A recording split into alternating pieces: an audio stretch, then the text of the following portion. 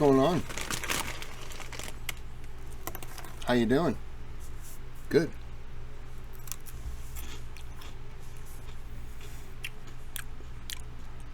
That's for the people who don't like me chewing. So this is the 6th part of Atun-Shei, or his checkmate Lincolnites, were they really black Confederates? Don't mind the fan in the background. And there you go. So I don't know if I'm going to do this whole one.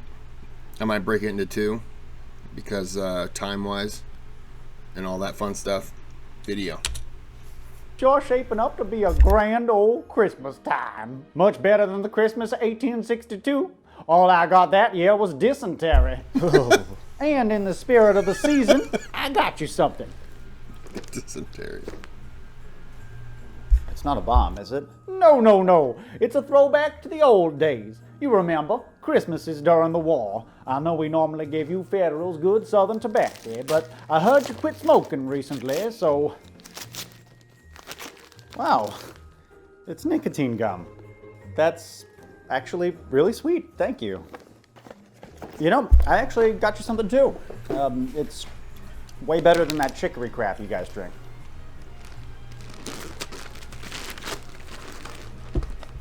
Real coffee. Thank you, sir. And I went ahead and brewed a cup so you could enjoy it right away. Mmm, delicious. Oh, you're spiking it. Oh, okay.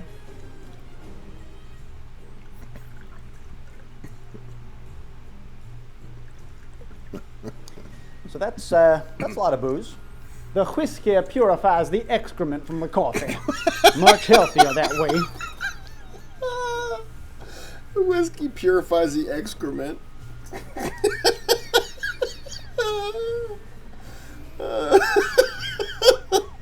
Amen. And Alex looked this up. Well, my ancestor was not only a great Confederate Civil War soldier of a hero. In his diary, and I was marching for Arkansas while we were covered in a Union cavalry. We tried to stop them, but I bent down almost everything. My home is gone, my black friends is not slaves. And I knew I know how to be found. My wife, Spotty, is as Kris and as black as I am. Us mellow being blunt and ready, just was fussing on them crowd of 1863. And if you don't believe me, why don't you go back to Washington or California or whatever Yankee state you please. What? Checkmate, Lincolnites. I think the person who wrote that was a little intoxicated. Look at that VHS tape down there.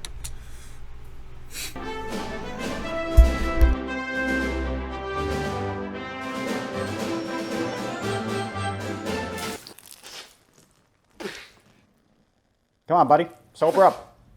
We've got a new episode to film. Unless, of course, you're ready to finally concede that it was really about slavery after all. Never! It's so sad that Northerners still pretend the war was about slavery.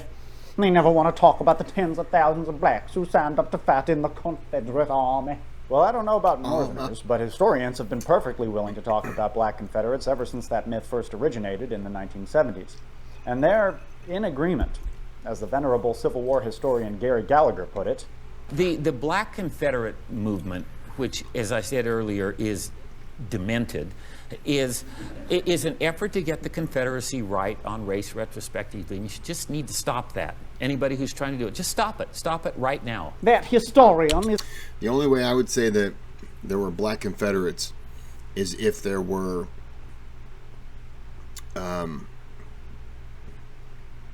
maybe people who had their slave not fight for them, fight with them, or any kind of slave that would have been there helping out. and maybe felt like their life was in jeopardy, and so they grabbed a weapon and fired to save the Confederate soldiers for them. But I don't think there were any black Confederates. But I don't know. I could be wrong. Is a revisionist and a liar. Over 114,000 black Confederate soldiers died defending their homes and families from a mostly white Yankee army, as this Facebook meme clearly demonstrates. Okay, well, everything about that is wrong, but it is true that tens of thousands of black men did accompany Confederate armies and supported their war effort. It's just that, Don't say it. the majority of these men He's gonna say it. were slaves, either impressed by the Confederate government to perform manual labor or brought by their wealthy owners to war to carry out menial tasks in camp, like Yeah. cooking, cleaning clothes, or transporting supplies and provisions. A few free black men enlisted in the Confederate Army as cooks, teamsters, and musicians, but they were certainly not soldiers. Their white brethren would have made that distinction abundantly clear to them. After all, for most of the war, it was forbidden by Confederate law for black men to serve as soldiers. Yes, in 1861, a law was passed in the Confederate Congress that banned slaves from enlisting. Supply issues were chronic, and the weapons were needed for white soldiers. Despite the eagerness of the black soldiers, a decision had to be made. Consequently, the black soldiers decided to aid the white soldiers in the camps, serving as clerks, cooks, mending clothing, as well as caring for the wounded and sick. You're just making shit up now, aren't you? Yeah, you got me. Hey. Still, as a New Orleanian, you ought to know better. Here's a photograph of the 1st Louisiana Native Guard, a regiment of black Confederates who volunteered to serve in New Orleans in the spring of 1861. That's not the 1st Louisiana Native Guard. That's the 25th Regiment of United States Colored Troops, in a photograph taken in Philadelphia. That image, by the way, was subsequently used as a recruitment poster to try to encourage Northern blacks to enlist in the Union Army. But you are right. The 1st Louisiana Native Guard was an all-black militia unit in Confederate New Orleans. But they're the exception that proves the rule. As I've said repeatedly in my many videos about New Orleans history, race relations were different here than in the rest of the South. During slavery, we had a large and unusually prosperous population of free people of color, many of whom were of mixed race and had family ties to local white aristocrats. And lots of them also owned slaves. Yes, exactly. So we really shouldn't be terribly surprised that they volunteered their services to the Confederacy. Besides, there was a precedent here. Free black militias had fought alongside Andrew Jackson at the Battle of New Orleans. Despite all that, the state still stymied their efforts to serve in a combat role. Louisiana law limited membership in the militia to free white males capable of bearing arms. And all the 1st Louisiana did was go out on parade a few times.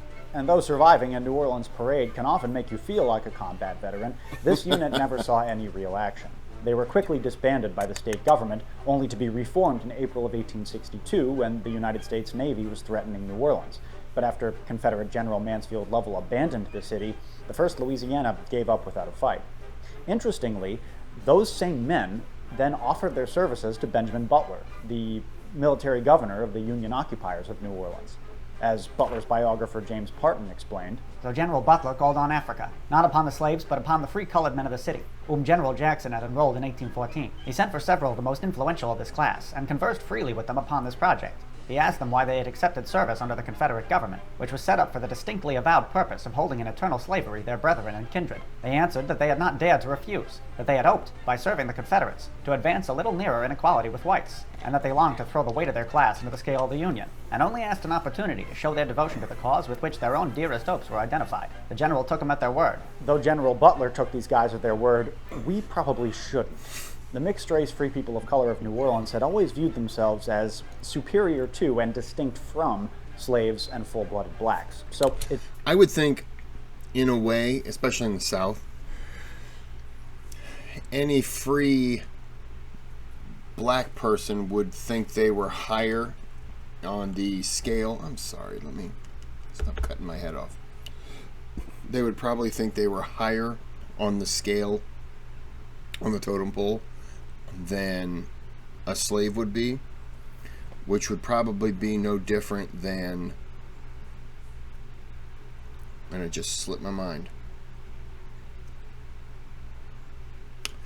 I mean, prime example, the black slave owners in the South certainly felt like they were better or equal to, mentally, they probably didn't think they were actually equal to, but they were in a way equal to white slave owners. So, I don't remember where I was going with that. It's very likely that they were just telling Butler what he wanted to hear. These guys left no written records of this event, so their motivations will probably always remain a mystery. But historical context can give us some clues. New Orleans was the wealthiest and most strategically important city in the entire South, and the Confederate government had relegated pitifully few resources in manpower or materiel to defend it. Though General Lovell would be blamed for basically allowing the Union Navy to capture the city, realistically, there was nothing he could have done to stop them. And after the occupation, even diehard secessionists had lost all hope that the stainless banner would fly over the Crescent City ever again. Faced with this hard truth, the men of the 1st Louisiana may have realized that they needed to kiss Butler's ring if they had any hope in maintaining their privileged social status. That may be true for that Ramen that's healthy, wholesome, and jam-packed with life-sustaining protein. No, it's not magic. It's the special cooking technique we use that eliminates the need. Cool deal. be true for that one regiment. But how do you explain the photographs and records of blacks in the Confederate Army?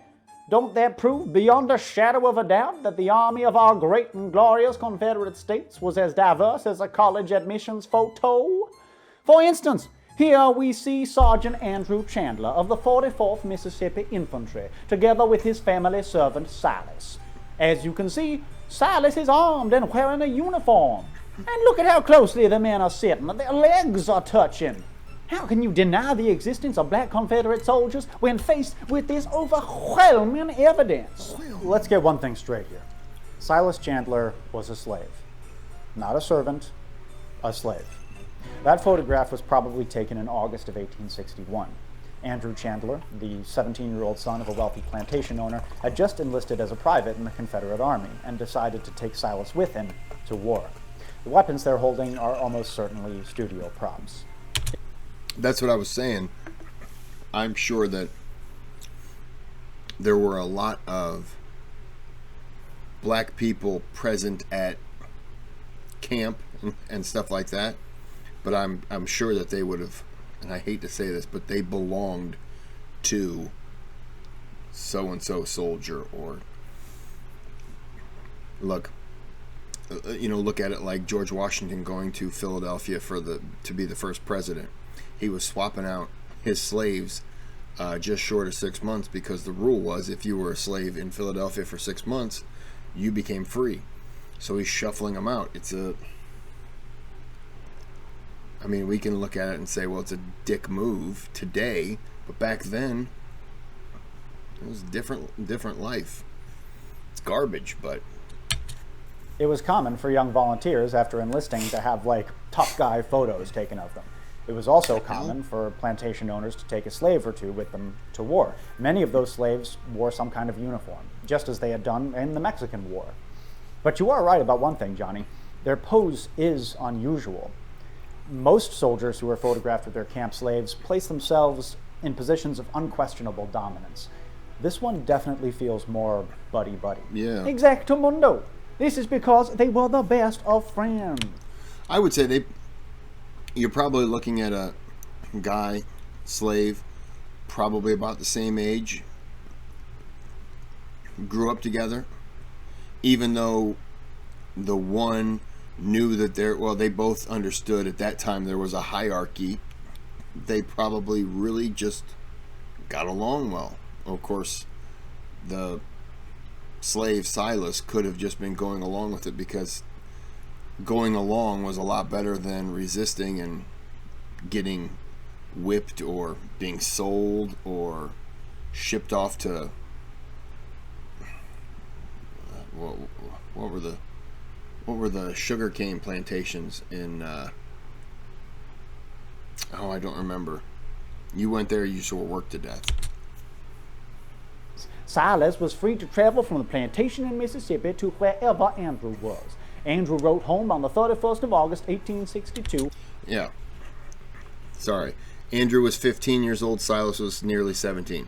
Yeah, and very close. Yeah, so they grew up together. So, you know, Andrew probably did look at Silas as his friend, but at the same time, he owned him, in a way.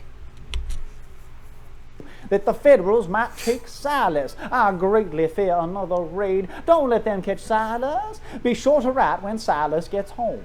Andrew was severely wounded at the Battle of Chickamauga. The doctors were prepared to amputate his leg, but Silas refused to allow them to perform the operation. Instead, he took a piece of gold to buy whiskey, which he used to buy a bottle of whiskey to bribe the surgeons for Andrew's release.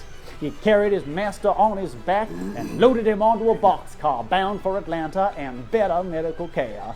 The two remained friends for the rest of their lives.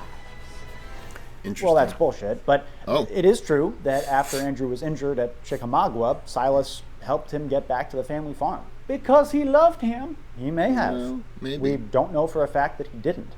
But I think a much more likely explanation would be Silas's love for his own wife and newborn son, who were enslaved back at the plantation in Mississippi. Boy. When you have the safety of your family to think about, then you do what your master says. I didn't think about that. Yeah. Yeah. If he says, come to war with me, you go. If he says, hold this shotgun and pose for a photo with me, you do it. If Silas had come home without Andrew, or, God forbid, escaped to the Yankees, who knows what would have happened to his family. We have basically no wartime records written by camp slaves themselves, so... I would say I doubt anything would happen to Silas's family. You know, that I don't think they'd be sold or anything like that. Oh,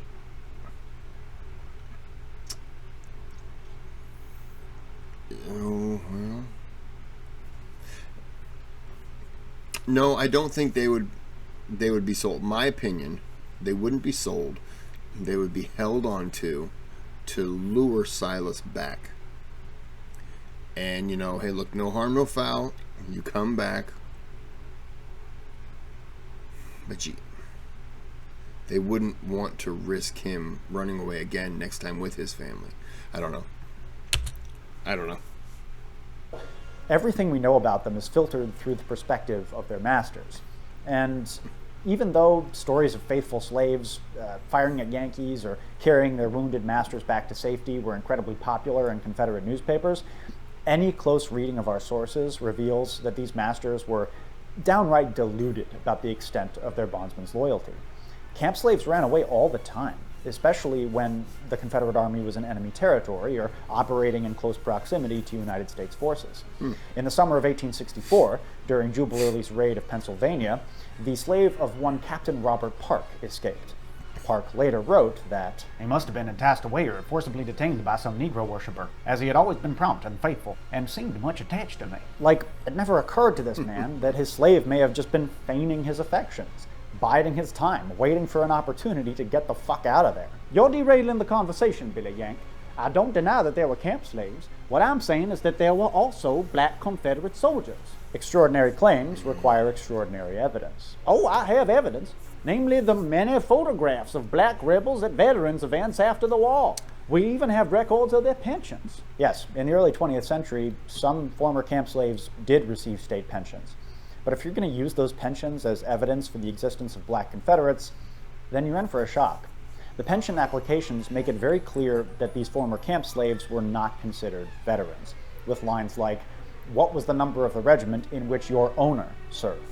The black men at Confederate veterans events were also former camp slaves. Again, it wasn't terribly unusual for camp slaves to wear uniforms. Oh, come on! You can't weasel your way out of this one. Do you not believe the sensible and true avouch of your own eyes? If we Confederates loved racism so much, why did we invite these black men to reunions? Why did we adorn them in medals and honors? It's right there in black and white. You know, Johnny, it's really amazing. You're so knowledgeable about the Civil War. I ought to be. I fought in it. You and your fellow Lost Causers could rattle off the entire order of battle at Lookout Mountain by heart. You could tell me exactly how to hook up the shoulder boards on a general's frock. You know the number of mini balls that can fit into a standard issue cartridge box. So it's shocking how unbelievably ignorant you are of all of Southern history outside of those 4 little years of rebellion. We shouldn't. I'm gonna go ahead and end this here. I will try to release both of these on the same day. You know, when I break them up into sections like this, it's a little difficult, but I don't always have time. I got things to do, so I don't always have time to do the whole video. Anything over 25 minutes, I break down now into 2. You know, if it's 26 minutes. So I'm gonna go ahead and end this here. Until next time, checkmate, Lincolnites. Like and subscribe. Have a good day. Have a good night.